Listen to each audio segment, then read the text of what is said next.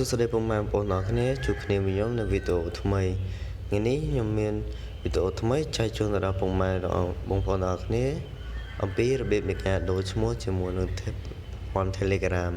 ដែលពុកម៉ែបងប្អូនទាំងអស់គ្នាចង់ដូរឈ្មោះអញ្ចឹងមុននឹងធ្វើការបង្ហាញសូមពុកម៉ែបងប្អូនទាំងអស់គ្នាកុំភ្លេចចុច Subscribe ដល់រូបកណ្ដឹងដើម្បីទទួលបានវីដេអូថ្មីៗអំពី Channel របស់ខ្ញុំបានបន្ថែមទៀតដំបូងយើងចូលទៅកាន់ Telegram បន្ទាប់មកយើងចូលកន្លែង 3 ខាងឆ្វេងដៃបន្ទាប់មកយើងចុចនៅលើរូប profile ឬឈ្មោះរបស់យើងចុចមកបន្ទាប់មកយើងនឹងឃើញ 3 នៅផ្នែកខាងស្ដាំចុចហ្នឹងចុចមកបន្ទាប់មកមានដាក់ថា edit name set new photo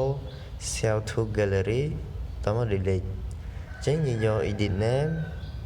បន្តមកទៀតនេះគឺជានាមបកគោនេះគឺជានាមឈ្មោះអញ្ចឹងយើងអាចធ្វើការដូរឥឡូវខ្ញុំសូមដាក់ឈ្មោះពុកម៉ែបងប្អូនទាំងអស់គ្នាអាចដាក់ឈ្មោះរបស់ពុកម៉ែបងប្អូនទាំងអស់គ្នាបាននៅកន្លែងនេះបន្ទាប់មកបន្ទាប់ពីដាក់ឈ្មោះហើយពុកម៉ែបងប្អូនទាំងអស់គ្នាអាចចុចសញ្ញាគ្រីសឥឡូវពុកម៉ែបងប្អូនទាំងអស់គ្នាបានធ្វើការដូរហើយចឹងវីដេអូនៃការបង្ហាញការដូរឈ្មោះគឺមានតែប៉ុណ្្នឹងទេវាអត់មានអីលំបាកខ្លាំងទេពុកម៉ែបងប្អូនទាំងគ្នាអាចធ្វើតាមវីដេអូនេះបាន